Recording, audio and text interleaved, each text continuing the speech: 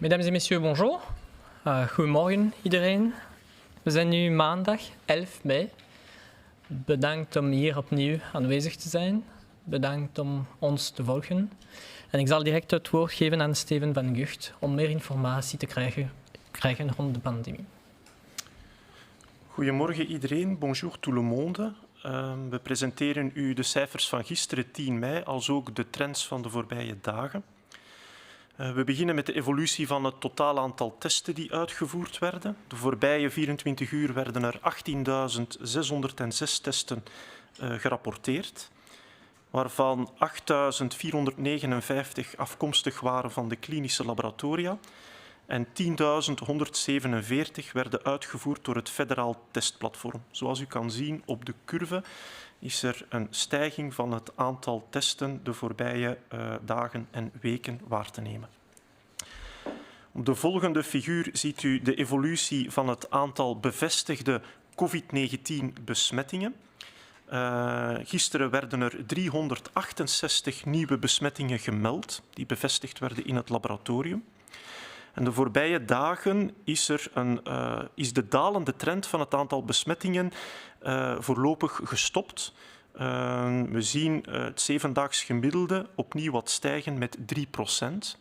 Het is belangrijk om daar een opmerking bij te maken. Het is zo dat we sinds vorige week veranderd zijn van teststrategie. Er wordt nu veel meer getest en veel breder getest. Ook mensen met milde symptomen kunnen getest worden en komen dus terecht in de statistiek van het totaal aantal bevestigde besmettingen. En dat is waarschijnlijk de belangrijkste verklaring waarom het aantal besmettingen weer stijgt. Op de volgende figuur ziet u de evolutie van het aantal nieuwe opnames in het ziekenhuis. De voorbije 24 uur werden 60 nieuwe patiënten opgenomen in het ziekenhuis. De trend van de voorbije dagen is gestabiliseerd. Er was geen stijging, nog een daling op te merken in de voorbije 7 dagen. We blijven wel mooi onder de 100 hospitalisaties. En op de volgende figuur ziet u de evolutie van het aantal gehospitaliseerde COVID-19-patiënten op intensieve zorgen. De voorbije 24 uur verbleven in totaal 478 patiënten op intensieve zorgen. Daarvan werden er 299 beademd. De voorbije dagen is de trend van het totaal aantal patiënten op intensieve zorgen opnieuw gedaald en neemt nu af met ongeveer 5% per dag. En de laatste grafiek toont u de evolutie van het aantal overlijdens. De voorbije 24 uur werden er 62 nieuwe overlijdens gerapporteerd. Ook hier is de trend van de voorbije dagen dalend en neemt ook af met ongeveer 5% per dag. We zouden u nog één boodschap willen meegeven, vooral eigenlijk een geruststelling voor de ouders in verband met de gedeeltelijke heropening van de scholen die gepland is voor volgende week.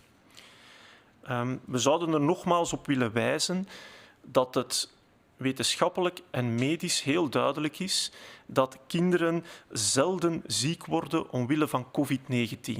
Als ze ziek worden, gaat het meestal om milde symptomen. Dat is heel duidelijk.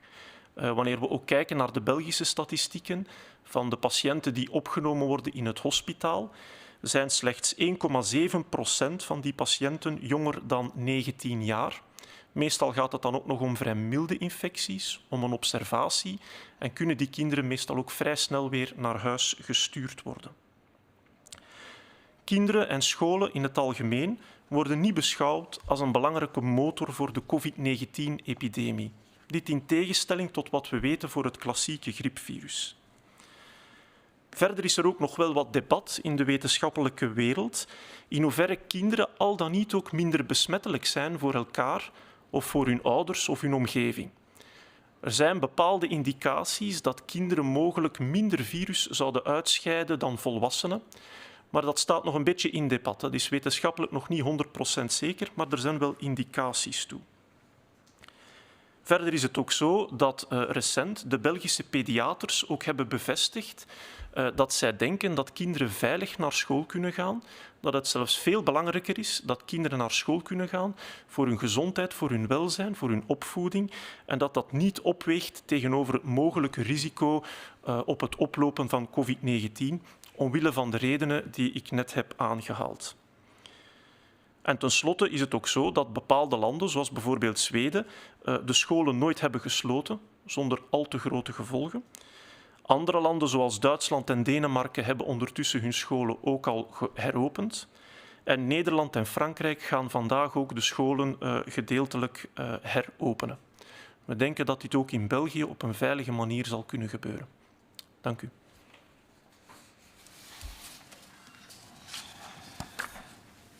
Bonjour à toutes, bonjour à tous. Nous allons aujourd'hui voir ensemble les chiffres épidémiologiques Covid-19 concernant le dimanche 10 mai et les tendances sur les derniers jours. Alors, l'évolution du nombre de tests nous montre qu'on a pratiqué 18 606 tests durant les dernières 24 heures, 8 459 dans les laboratoires cliniques et 10 147 par la plateforme nationale de tests. Comme vous le voyez sur le graphique, maintenant projeté, le nombre de tests a augmenté considérablement durant les dernières semaines, comme cela avait été préalablement déclaré. Quant au nombre de cas Covid-19 confirmés durant les dernières 24 heures, il s'agit de 368 nouveaux cas. La tendance à la baisse qui avait été notée s'est arrêtée. Il y a une petite remontée de 3% qu'il faut tout à fait mettre dans le contexte particulier de la dernière semaine. En effet, tout récemment, la politique de dépistage s'est modifiée. La politique de dépistage s'est étendue à des gens présentant des symptômes nettement moins prononcés, moins graves. Et donc, il est tout à fait normal qu'on retrouve plus de cas dans le contexte de cette nouvelle stratégie de dépistage, avec des gens qui présentent moins de symptômes et moins de signes de gravité en même temps. Par ailleurs, durant les dernières 24 heures, 60 personnes ont été hospitalisées. Cette tendance sur les 3 derniers jours, lorsqu'on examine la dernière semaine, est stable actuellement. Elle ne diminue pas et n'augmente pas. Il faut noter que l'on reste très significativement ces derniers jours en dessous des 100 nouvelles hospitalisations. Quant à l'hospitalisation au niveau des soins intensifs, on note 478 patients en soins intensifs durant les dernières 24 heures. Il faut remarquer que seulement, va-t-on dire, 299 patients sont actuellement sous assistance respiratoire. Cela montre qu'un bon tiers des patients sont en observation sans assistance, dans des situations donc moins graves que ce qui était le cas aux soins intensifs il y a quelques semaines encore. Ici, la tendance à la baisse persiste et on a une diminution de l'ordre de 5% par jour sur le calcul de la dernière semaine. Enfin, nous devons toujours déplorer 62 décès durant les dernières 24 heures. Ce nombre de décès est lui aussi en baisse et on note une diminution de 5% par jour également. Donc ceci reste un trend tout à fait favorable. Nous avons 2 messages clés à discuter avec vous aujourd'hui. Le premier d'entre eux, c'est la discussion concernant la réouverture des écoles qui va se faire dans une semaine. Alors, nous tenons à réassurer, et sur des bases scientifiques, les parents et les écoliers aussi, bien sûr, qui vont petit à petit, en nombre limité et pour des périodes courtes, se retrouver à l'école dans les semaines qui viennent. En effet, il est indubitable que les enfants font des infections peu sévères, que la plupart d'entre eux sont ou symptomatiques. Et donc, la gravité de la pathologie est extrêmement faible chez l'enfant. Une petite portion d'entre eux se retrouve malgré tout hospitalisés. Et il faut noter que c'est très peu par rapport au total des hospitalisations, puisque l'on note à peu près 1,7% d'hospitalisation chez les moins de 19 ans par rapport au total des hospitalisations en Belgique. Ces hospitalisations sont d'ailleurs essentiellement des hospitalisations courtes, de 48 heures, pour surveillance chez des petits-enfants avec de la température. Donc, peu fréquemment malades, peu fréquemment hospitalisés. Discussion encore concernant leur capacité à contaminer d'autres personnes et leur portage de moins de virus que chez les adultes. Ce sont des notions que l'on retrouve dans la littérature, qui doivent encore être étayées par plus de données scientifiques, mais qui sont elles aussi dans un sens favorable. Mais nous insistons, elles doivent encore être mieux démontrées dans le futur. Il faut souligner que le 30 avril, et nous avions déjà discuté ce point, la Task Force pédiatrique belge pour le Covid-19 avait elle-même mis en perspective la rentrée scolaire en disant que globalement, par rapport à l'intérêt pour les enfants, tant au point de vue du risque médical limité que de l'intérêt pédagogique et psychosocial, les pédiatres belges soutenaient la remise en scolarité des enfants. Il faut d'ailleurs souligner que d'autres pays n'ont soit pas arrêté les écoles, comme la Suède, ou d'autres pays plus proches qui nous entourent, comme la France, les Pays-Bas, l'Allemagne, sont en train, eux aussi, de reprendre un certain degré de scolarisation. Deuxième point qu'on voudrait évoquer, c'est le fait que cette réouverture partielle des écoles est une situation responsable si elle est entourée, comme c'est prévu, de toutes les mesures nécessaires. Entre autres, des mesures de sécurité que vous connaissez bien, le respect des distances sociales, l'hygiène des mains renforcée, que ce soit savon au lavabo ou que ce soit par solution hydroalcoolique, le fait que l'on éternue dans son coude ou dans un mouchoir que l'on va jeter, et insistons, pour les enfants comme pour les adultes, si on a des signes de maladie, on reste chez soi. On ne va pas pour un adulte travailler, on ne va pas pour un enfant à l'école si on a des signes de maladie.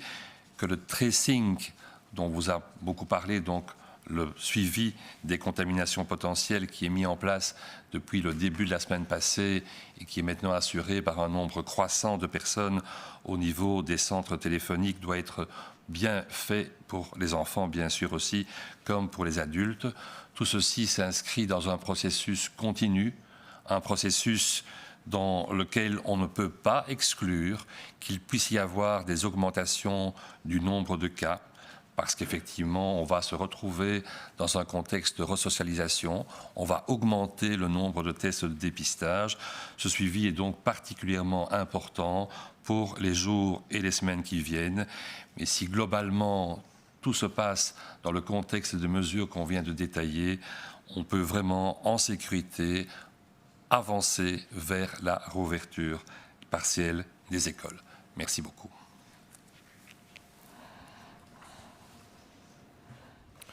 Goedemorgen. Vandaag zetten we opnieuw een voorzichtige stap in de afbouw van de coronamaatregelen. Om deze stap in alle veiligheid te kunnen nemen, hebben winkeliers en overheden de afgelopen dagen de nodige inspanningen geleverd. Het is nu aan ons om onze verantwoordelijkheid op te nemen en er samen voor te zorgen dat we stap voor stap veilig vooruit gaan. Om een nieuwe, ongecontroleerde uitbraak van het virus te vermijden, hebben de verschillende overheden een systeem van contactopvolging uitgewerkt. Deze contactopvolging maakt het mogelijk om personen op te sporen die in contact zijn geweest met een drager van het virus. Deze contactname gebeurt momenteel enkel via telefoon of sms. Hiervoor worden steeds dezelfde nummers gebruikt, namelijk 02 214 19 19 voor de telefonische oproepen en het verkorte nummer 88 11 voor de sms-oproepen. Als het niet lukt om de vragen voor de contactopvolging telefonisch te stellen, komt er iemand bij u thuis langs. We raden iedereen aan om deze 2 nummers te programmeren in uw toestel. We hebben jammer genoeg al moeten vaststellen dat er valse berichten worden verstuurd vanuit andere nummers. Als je een bericht zou ontvangen dat niet afkomstig is van de officiële nummers, moet je dit bericht negeren. Geef vooral geen informatie door en klik niet op eventuele links. Wees ook gezond kritisch voor de vragen die gesteld worden. De contactonderzoeker zal u vooral vragen stellen over de contacten die u de afgelopen dagen heeft gehad. Alles wat u meedeelt is vertrouwelijk en wordt niet gebruikt om te controleren of u de coronamaatregelen al dan niet naleeft. Er zal nooit gevraagd worden om bijvoorbeeld bankgegevens of wachtwoorden door te geven. Geef dergelijke informatie nooit per telefoon door. Dit geldt trouwens niet alleen voor oproepen in het kader van de contactopvolging, maar voor alle telefonische oproepen. De winkels openen vandaag de deuren. Respecteer de veiligheidsmaatregelen. Voor te beginnen, respecteer steeds de fysieke afstand. Klanten worden ook aangeraden om een mondmasker te dragen. Er zullen slechts 1 klant per 10 vierkante meter worden toegelaten in de winkels. En om drukte te vermijden, zal iedereen zijn boodschappen alleen moeten doen. Een winkelbezoek mag maximaal 30 minuten duren. En het is ook aangeraden om naar winkels te gaan in de buurt van uw woon- of werkplaats. Blijf ook aandacht hebben voor de basishygiëne. Was voldoende je handen en als je moet niezen, doe dit nog steeds in de elleboogholte. Op deze manier gaan we stap voor stap veilig vooruit. Dank u wel. Bonjour.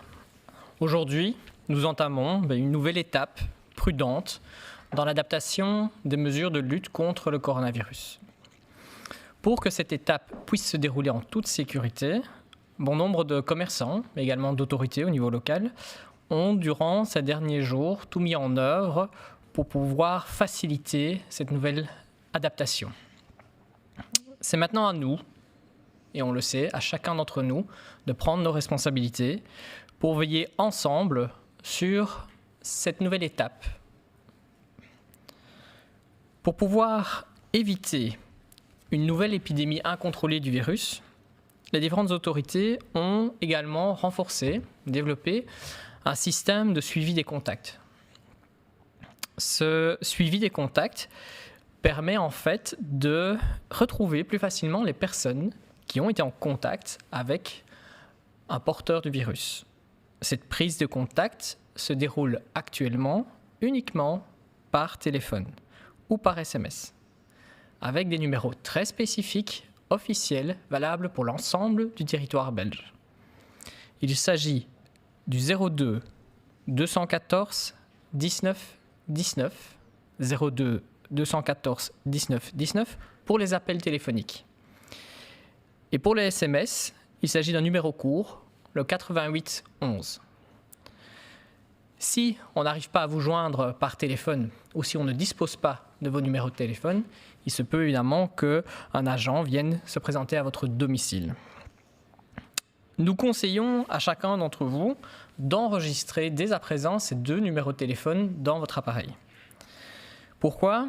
Parce que nous avons malheureusement dû constater ces derniers jours que de faux messages commençaient à circuler. Si vous recevez un message qui ne provient pas d'un de ces 2 numéros officiels, alors vous devez absolument ignorer ces messages. Vous ne devez en aucun cas transmettre une information et certainement pas cliquer sur l'éventuel lien qui se trouve dans le SMS. Soyez également critique par rapport aux questions qu'on vous poserait par téléphone.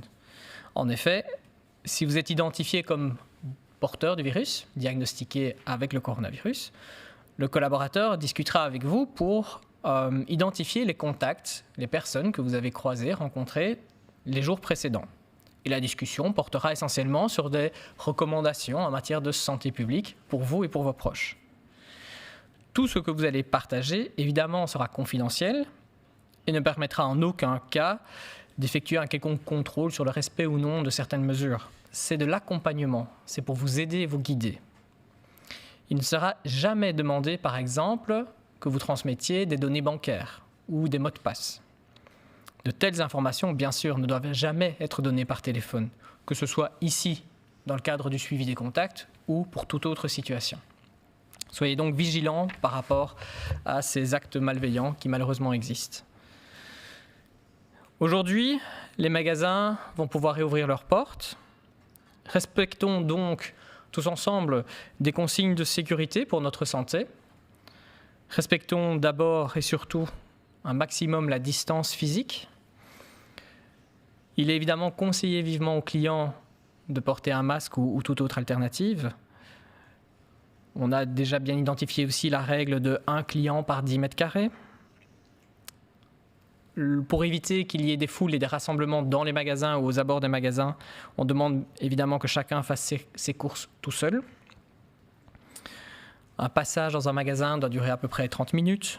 Il est également conseillé de faire ses courses dans sa ville, dans sa commune, dans un endroit qui est proche de son domicile ou de son lieu de travail. Ce sont tous des conseils qu'on vous donne pour ensemble pouvoir limiter, bien sûr, toujours la propagation du virus. Soyez donc très vigilants par rapport à ces règles de base, mais n'oubliez pas les règles d'hygiène de base, comme se laver les mains, surtout quand vous revenez des magasins, par exemple. Et ensemble, étape par étape, nous allons y arriver, nous allons pouvoir évoluer et adapter notre réalité à ce coronavirus. Merci beaucoup. Je vais maintenant laisser la parole pour les quelques questions que nous avons reçues de journalistes. Quel était le R0 dimanche à la veille de la réouverture des commerces? Prévoyez-vous une réaugmentation du R0 avec la réouverture des magasins? Le R0 dimanche était de l'ordre de 0,7 à 0,8. Ce chiffre est moins précis que d'autres chiffres qu'on a eus. Il est lié au fait que le R0 est basé sur un calcul dans lequel intervient le nombre d'hospitalisations et quand ce chiffre diminue, on ne peut plus donner un chiffre aussi précis qu'il était auparavant. Ce chiffre pourrait se modifier vers le haut dans les jours qui viennent avec l'intensification des contacts sociaux. Ce qui est extrêmement important à suivre, c'est bien sûr son évolution et tout spécialement le fait que ce chiffre ne dépasse pas le chiffre de 1, c'est-à-dire que toute personne ne contamine pas plus qu'une autre personne s'il était infecté. C'est l'observance des mesures prises et une bonne détection des contacts qui doit permettre de garder ce chiffre en dessous de 1.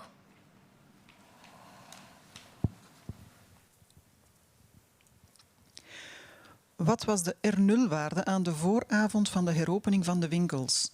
Verwacht u een stijging van de R0-waarde door deze heropening?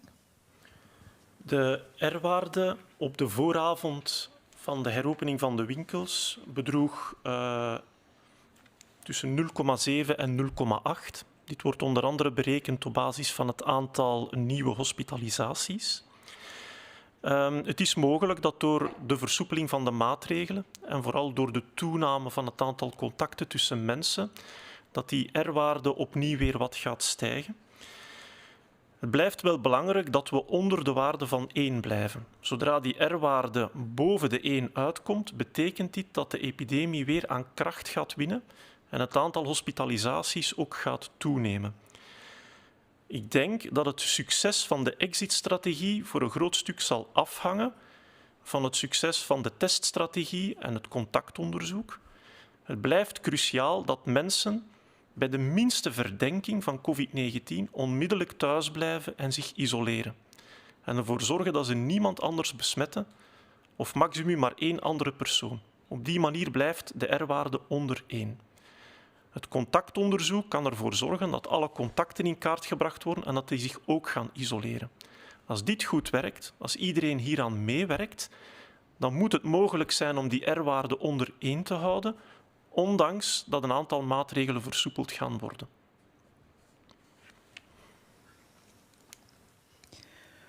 Wat doen oudere mensen best nu de maatregelen versoepeld worden? Blijven ze best de maatregelen van tijdens de lockdown volgen, zoals bijvoorbeeld in Frankrijk wordt geadviseerd? En vanaf welke leeftijd is dat dan? 65 jaar? 70 jaar? Moet er daarbij een onderscheid gemaakt worden volgens de gezondheidssituatie van de persoon? Wel, het is belangrijk om te vermelden dat oudere personen, zeker als ze bepaalde risicofactoren hebben, nog steeds risico lopen. Dat is niet heel hard veranderd in vergelijking met de voorbije weken. Het virus circuleert nog altijd. We beschouwen een leeftijd vanaf 65 jaar als verhoogd risico. Maar het klopt dat dit ook nog afhangt van heel wat andere factoren, zoals bepaalde ziektes die men al dan niet heeft, waarvan de belangrijkste zijn hoge bloeddruk, problemen met het hart of met de bloedvaten, chronische longproblemen, diabetes is ook heel belangrijk, chronische nierproblemen. Dit is iets dat u best ook bespreekt met uw huisarts, om samen na te gaan in hoeverre u al dan niet een verhoogd risico heeft. Want dit hangt inderdaad geval per geval af. Dat is een medische kwestie. Maar het blijft nog altijd een risico, ook de komende dagen en de komende weken. Dus het is toch belangrijk om een aantal voorzorgsprincipes te blijven respecteren, zoals zoveel mogelijk thuisblijven, onnodige contacten met anderen vermijden, zeker contacten met jongere generaties, denken aan de handhygiëne, dragen van een masker op drukkere plaatsen. Dit blijft belangrijk ook in de komende weken en zeker voor ouderen met risicofactoren.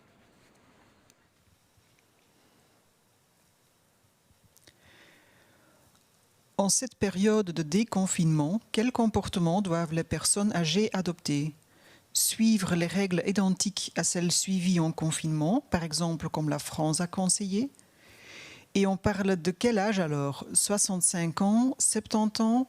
Faut-il faire des distinctions en fonction de l'état de santé du senior?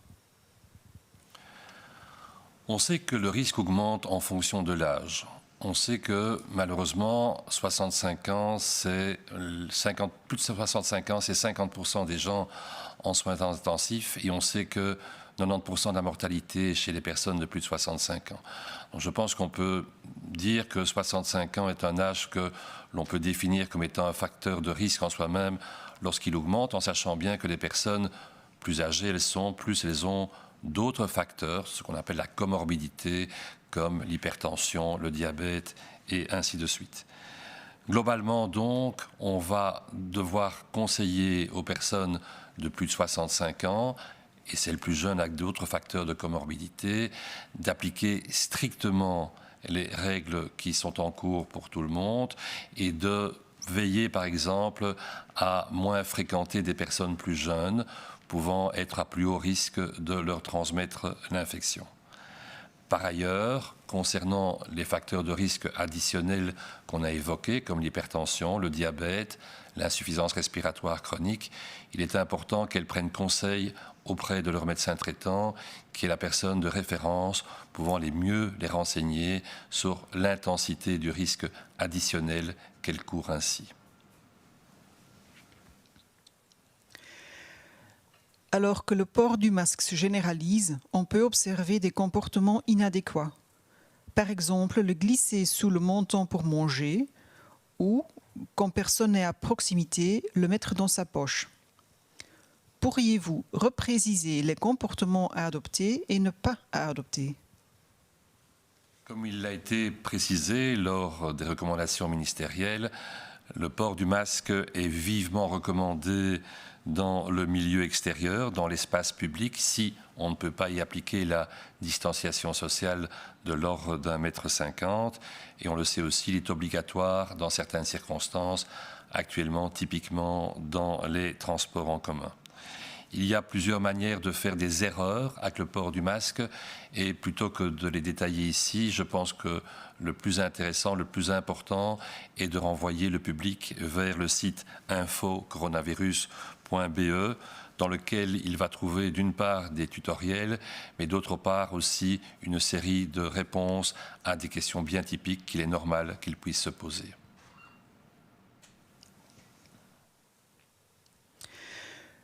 Nu het dragen van een masker ingeburgerd raakt, zien we her en der dat ze niet juist gedragen worden.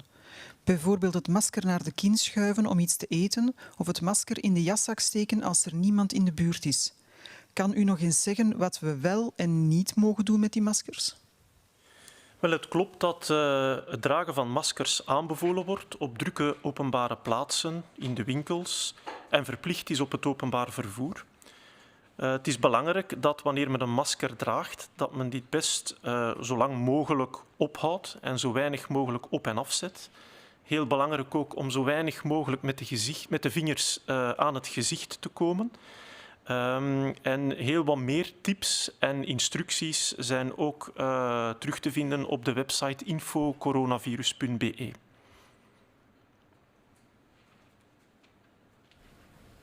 Merci. Merci pour ces questions. Merci de nous avoir suivis aujourd'hui comme les jours précédents.